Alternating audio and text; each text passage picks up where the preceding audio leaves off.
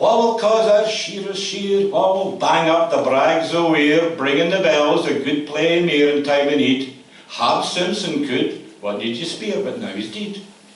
So kindly to his neighbours neist at Beltane and St. Barkin's feast, when these were the important festivals, he blew, and then head up he'd breast as he were weed.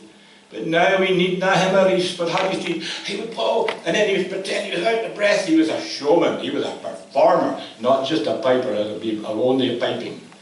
At fairs, he played before the spearmen. At the fairs, the men came out with their spears and their weapon shot to show that they were ready to go to war. They needed to, with their bonnets, their steel bonnets and their breastplates.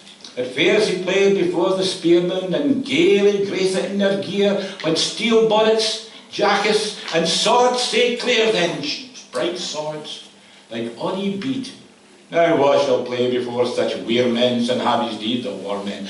And they used to have plays here in Kilbarchan, religious plays, Clark plays, and when they did that, then Habby would play for them as well. At Clark plays, when he was wont to come, his pipe played trimly to the drum, like bikes of bees he got it bum, like the sound of bees buzzing in their hives, and tuned his reed.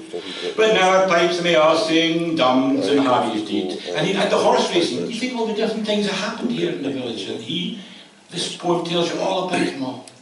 And horse races, mony a day before the black, the brown and grey, he got his pipes when he did play with scuttle and screed. Now all stick pastimes quite a ways in Harry's deed. He says, we haven't got a piper, we can't have horse racing. And he was best at football too. This was some guy, wasn't he? He was a good strong fellow. He was the first at the football every game. He counted was an ain-wheel wick man, and firstly at football he ran. At every game the gree he won, for pith and speed. The like of Harry was na then, but now he's deed. And you know this, he would play for the bride going round the church on the outside 3 times, and then, behind the backs of the people at the wedding, he would say, oh no, it'll never last. Oh, does he know about her? Oh, does he know about him? And then he would get tips from people for him, entertaining them. Besides his valiant acts at bridals, he won money plaques. He bobbed behind folks' backs and shook his head. Now we want many merry cracks, for Habby's deed.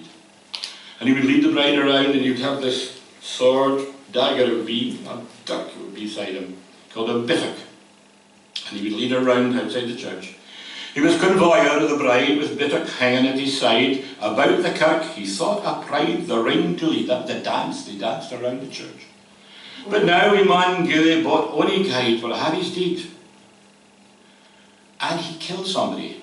And the story in the book here says what happens. The man was annoyed with his playing, not here in Kilbarchan, he was going to play somewhere else. And the man stuck his knife in Harry's bag, for his bagpipes. So Harry drew his sword from his side, his wee dagger, and stabbed the man dead. And he was frightened. He went and hid for 2 or 3 days. And he came home and he said, I'm in such trouble, he said to a woman, I killed that man up there. And the woman said, I saw him go by the window yesterday. Say, Wales, he keep it his decorum, and all the stoats so quick mel make more that tuny play. He slew a man, and ways me for him, and bare the feet, he took the feud. And yet the man wan home before him, and wasn't a deed. And the man said, well, he tried to stop me. There's 2 stories of this, but one of the stories I prefer is that he took it out, but he hadn't noticed. So when he took his knife out, he had the handle, but the blade was still, it was rusted into the socket. Another more polite story said, well, he actually stabbed him with the sheath, the scabbard, but I like the idea that the sword had rusted away. And, of course, he got old, but he still played. When he played, the lassies laughed to see him toothless, old and tough. And he got his pipes. He was a herd. When he was a lad, he was a herd, which means he was herding the sheep or the cattle more likely, earned enough money to buy pipes and bring them back to Kilbarchan. When he played, the lassies looked to see him teethless, old and cheuch. He won his pipes beside Barcluch, without and greed, which after won him gear and youch, but now he's dead. The pipes won him lots of money, which was great. And when he played, the kids, they danced about. And when he spoke, the old men reminded them of stories, and he used to tell stories with them. And on Saturdays and a Sunday, his cape, he put feathers on his cape to wear it with pride on a Sunday. And his mare stood tethered. His horse ate his grass in the kirkyard. When he played, the gairlands gathered, and when he spak, the cow blathered. On Saturdays his cape was feathered, all seemly wheat. In the kirkyard his mare stood tethered, where he lies dead. And at the end it says, I'm sorry, I'm sad for him, because his tunes gave me so much, they gave me inspiration, the poet says. He says, at the plays, at the races, at the feasts, at the fair, anywhere we like, we'll not look for piping anymore because Harry's deed. That's the last verse that says, alas, for him my heart is sair, for his springers I got a scare. At every play, race, feast and fair, but guile or greed, we need not look for piping mare, in Harry's deed. And that poem says, no, but of course, here in Kilbarchan, you have one of the finest pipe bands in the land of Kilbarchan. The number of shields and things were, I hope we are going to hear from them to finish off our first half. Thank you.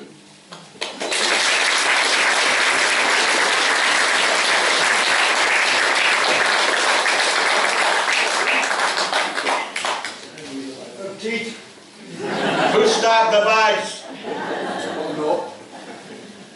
And so we have the Kilbarchan Pipe Band members coming up to play us a little tune to close the second half. We gave them the clue, first one, yeah, where are they? And they're looking for Harry. I think they're going to have it. Where, how far is the pub? Is Emily Miles still alive? Here they come. Is Emily Miles still alive? No, stay the others.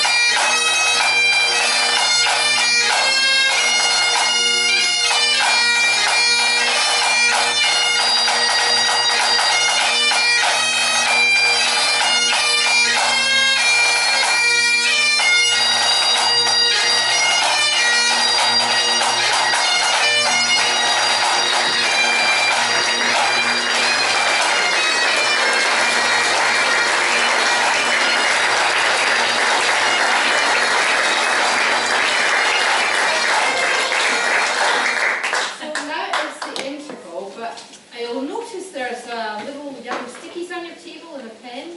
So if you have some stories that you'd like to tell me, or you'd like to make some comments about tonight and what you thought, to give us some feedback, I'd really appreciate it. And I'd love to hear any stories you have to tell me. That would be wonderful. And stick your little stickies just on the wall at the back there. Thank you very much.